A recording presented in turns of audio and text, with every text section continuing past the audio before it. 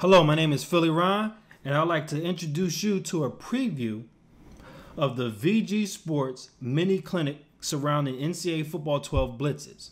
All right, so what I want to do here is just give you guys an opportunity to have some success against the offense when you're out there on defense. All right, there's one thing that I want to start breaking. I want to break a habit that I see a lot of guys thinking about when playing defense in NCAA Football 12.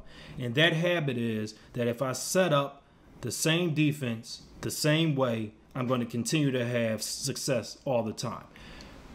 That's somewhat true, but because it's not completely true, it's somewhat false. All right, we're looking for a so-called a fully true statement. So in saying that, what I want to actually get you to start thinking is, the more you diversify your setups, the easier it is to continue to have success.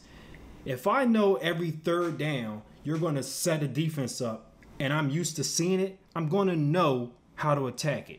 So the more you mix it up, the more you bring pressure from different areas, the more your pressure looks like something else, the easier it is going to be for you to have success. But for some reason, that's not taught, or people don't give you the foundation of why they do what they do. So what I want to do, or what I do in this mini clinic, is actually show you and explain to you why certain things work, and how we're going to get at the quarterback and how we're going to disrupt the offense. So on this play, let's go ahead and get right into this. And I want to go ahead and put the offense in the A spread. And we're just going to go ahead and look at the X follow. And on defense, we're going to come out in a nickel normal under smoke. All right, simple play. All right, now what we want to do here is let's just go through the coverage real quick. This again is a cover zero, meaning that everybody's in man-to-man and we're sending heat. All right, so we have 7 men coming on this play. All right, so it's a high-pressure blitz, meaning that we need to get to the quarterback, because if we don't get to the quarterback, we can get burnt. All right, so you have to understand that. So, and that's another thing. When doing this, you can't continue to set the play up the same exact way, and your opponent sits there and say, hey, I don't mind taking a sack on first down to figure out where you're coming from. I'll just go no huddle and then burn you on second, third, and fourth down, or second and third down, because I'll probably have a first down after that. But you guys got to understand that football, even on a video game level, can be a chess match. All right, so you guys don't limit yourself to playing this game as just a video game. Use some knowledge and make it more interested, and look at how you can actually shut a person down, instead of just saying, hey, when they do this, I'm going to do that. No, you guys are smarter than that, so let's start acting like that. All right, so let's go ahead and set this defense up. And all I like to do when running this is simply, we're just going to press. All right, I'm going to take this linebacker here, which is our right outside linebacker. We're going to call for him to blitz and stack him here. I'm going to take this D tackle and blitz him straight down.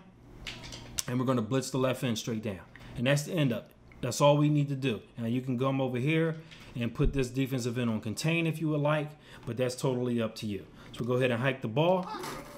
And you see how we get pressure coming right through that B gap. All right, so most people, when they see setups, where they see you setting a defense up, especially in NCAA, and they see a defensive end hanging, and what I mean by hanging, and there's nobody over top of them. All right, so on this side of the field, you see we have this defensive end hanging. So our opponent may say, okay, he's going to bring pressure off the edge. All right, we're not doing that. Yes, we're going to show it, but we're trying to get our linebacker through the hole. So we hike the ball. You see that both the right tackle and the right guard are occupied. That gives us a lane to blitz through.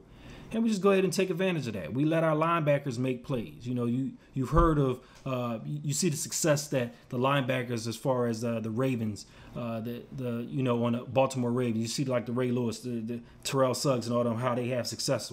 They have success. They play in a scheme that lets the linebackers have success. All right, the defensive linemen do the work. The linebackers get the credit. But on good teams, everybody knows that each other is working for one goal. So, egos aren't actually out there. So you see here, our defensive line is attacking this offensive line, which allows us to get our linebacker behind the line of scrimmage and disrupt the offense.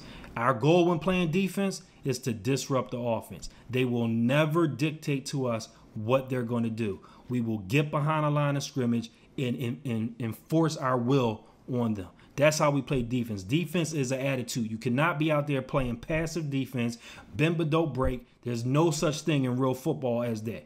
That's not defense. All right, you're just playing soft offense because you're letting the offense do whatever they want.